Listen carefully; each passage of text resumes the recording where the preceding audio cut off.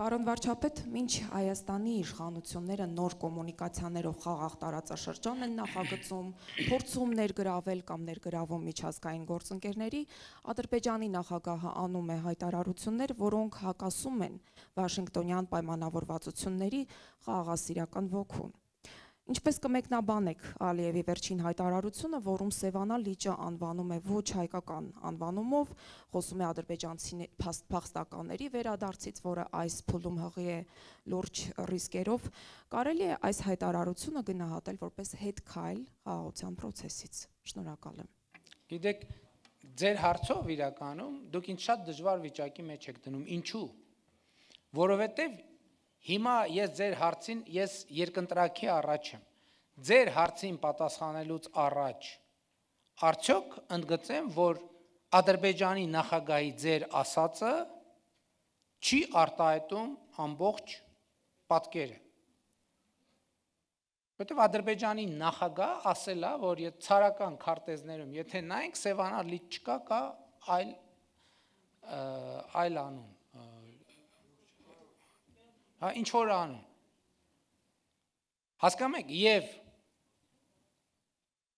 ինչու է անհարմար իրավիճակ, որովհետեւ հիմա եթե ես այսպես վարվեմ եւ ասեմ, գիտեք ինչ, Ադրբեջանի նախագահը ոչ թե ասել է, որ Սևանա լճի անունը Գոյչայա, այլ ասել է, որ եթե նայենք ցարական Ռուսաստանի քարտեզներին, այնտեղ չկա Սևանա լիճ, կա դժվար է նրանով, որ ես փոխանակ ձեր հարցին պատասխանեմ, նախ պիտի պարզաբանեմ, թե ինչ ասել Ադրբեջանի նախագահ, բայց իրականում ես մեկնաբանեցի արդեն իմ ելույթում, որտեղ եթե նայենք ցարական ժամանակների քարտեզներին, դե գնանք ուրեմն նայենք, ես բաների մասին ասացի Կիրովաբադի եւ Կիրովականի մասին ասացի, Ելիզավետպոլի ու Ալեքսանդրապոլի մասին չասեցի։ Այսինքն մենք պետք է ընտրություն կատարենք։ Մենք պետք է ընտրություն կատարենք։ Ինչ վերաբերվում է վերադարձի թեմային, պատմական հայրենիքի կոնտեքստ, դա շատ վտանգավոր բան է, որովհետև ընդ որում ընդհանրապես արդեն ասացի խաղաղության տրամաբանության համար, որովհետև եթե պատմությանն ենք հղում անում, պետք է նաև բան անենք։ Տեսեք, ասում ենք 2025 թվականի օգոստոսի 8։ Այդ կոնկրետ կարող ենք ասել ամիս, ամսաթիվ եւ մեկնարկային կետ։ Կարող ենք ասել 2024 թվականի ցավոք չեմ հիշում կանոնակարգը երբ է ստորագրվել, սեպտեմբերին եւ հոկտեմբերին վավերացվել է։ Կարող ենք կետը ասել։ Եվ կարող ենք ասել այսա քաղաքական մեկնակետը, որի վրա կառուցվում են մեր process-ները։ Պատմական հայրենիքը ո՞ր թվից է սկսում։ Պատմական հայրենիքը ո՞ր թվից է սկսում։ Մեր թվարկությունից առաջ 70-ականները օրինակ կարա լինի այդ պատմական հայրենիքի մեկնակետ։ Կարա լինի, թե չէ լինի։ Այսինքն որը մեկը համաձայնա, նախ այս հարցը ճշտենք։ Մեկը կասի 50 տարվանն է, ասցի, կան ուժեր եւ մարդիկ, ովքեր ասում են ամենալեգիտիմ մեկնակետը 1920 թիվն է, լեգիտիմ մեկնակետը 1920 թիվն է, մարտից նոյեմբեր ընկած ժամանակաշրջանը։ Դրանից ավելի լեգիտիմ հենք պատմության գոյություն չունի։ Եվ կհիմնավորեն մարդիկ։ Մի մասը ասում է 500 տարի առաջ։ Եթե ուշադիր լինենք, եթե մենք գնում ենք պատմական մեկնակետի տրամաբանությամբ, հազար ներողություն, հույս ունեմ շատ լուրջ չեք ընկալի, կամ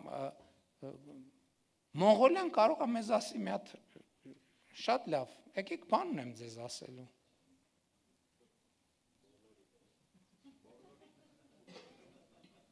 Վերջերս եմ ես Մոնղոլիայում եղել եւ ուզում եմ իրանց հետ նորմալ հարաբերություն է, դենց վախ վխելով կամած զգույշ գնացել եմ հանկարծ չասեն, այս մեր ինչ կա մեր դրանից առաջ Իրանը կարա ասի, ես ինչ եք քննարկում։ Ընդ որում երբեմն ես ձեզ ասեմ, մի այսպիսի զավեշտալի պատմություն ա եղել Հայաստանի եւ Ադրբեջանի ներկայացուցիչների միջև։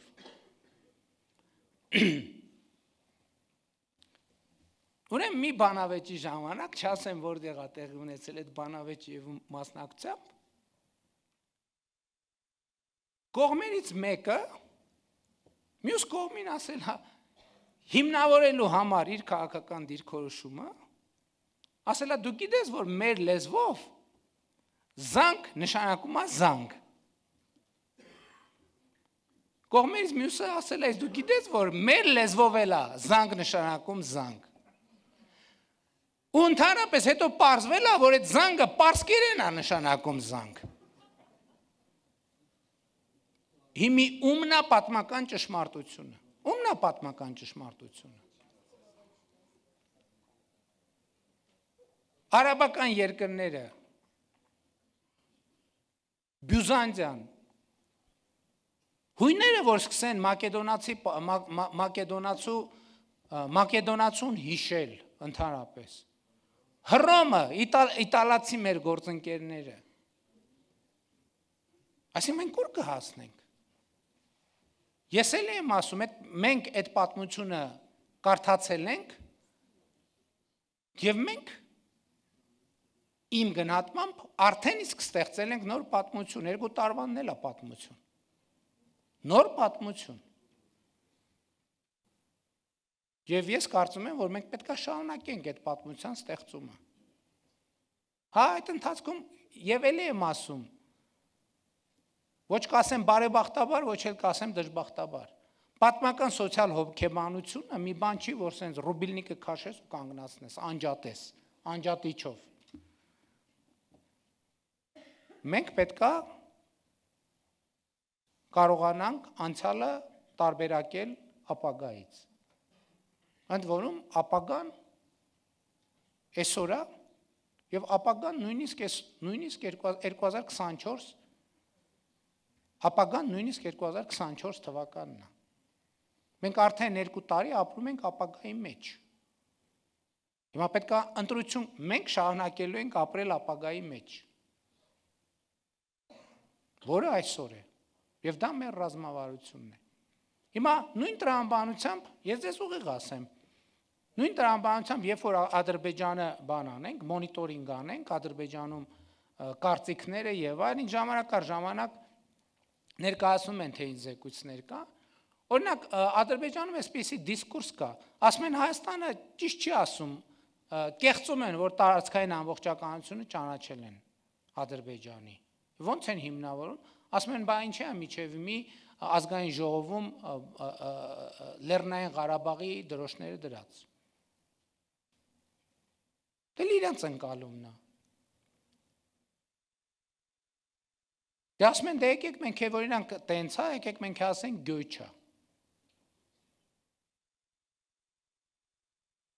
Ստեղ էլ ասում են, դե որ ասին գյոյչա, եկեք ասենք բան։ Գանձակ ասենք։ Եկեք ասենք կովսական, եկեք ասենք քաշաթաղ։ Իրանք ասում են, տեսեք ասցին ջրական։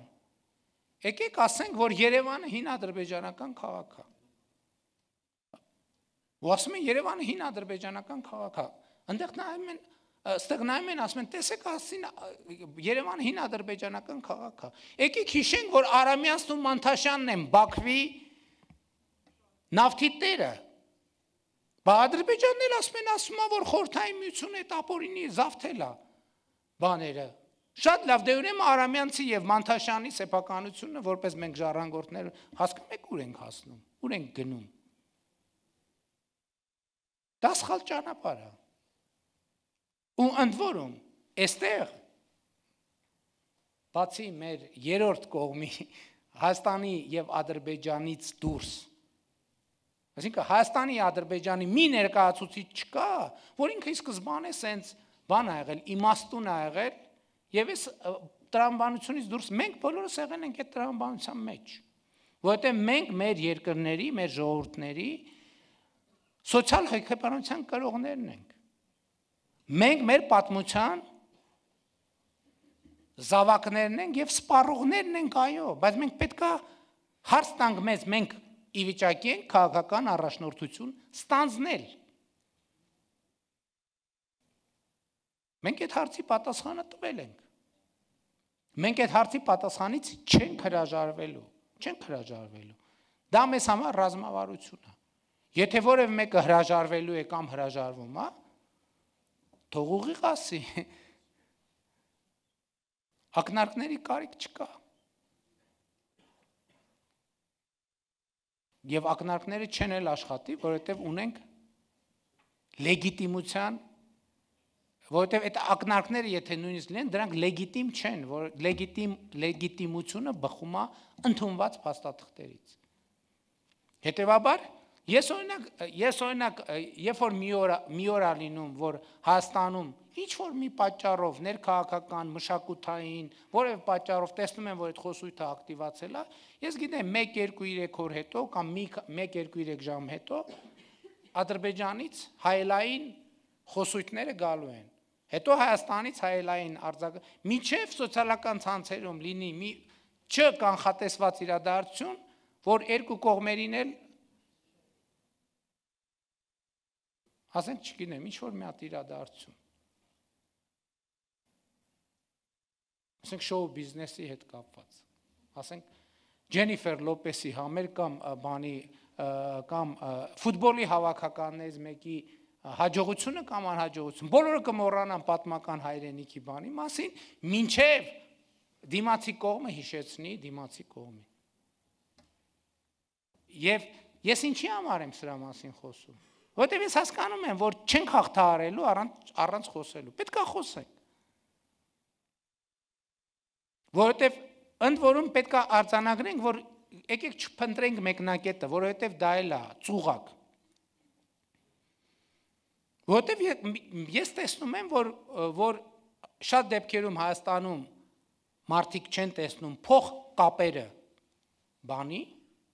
այդ երևույթների, քաղաքական խոսույթների, ընդ որում երբեմն էական չի, ընդդիմադիր թե կառավարական։ Եվ Ադրբեջանում էլ չեն տեսնում։ Մենք պետք է խոսենք սրա մասին։ Պետք է խոսենք սրա մասին, եւ ես ուրախ եմ, որ այսօր առիթը կա, եւ ես խոսում եմ դրա մասին, եւ սա հրապարակային խոսույթ է, եւ մենք այս գիծը տանելու ենք։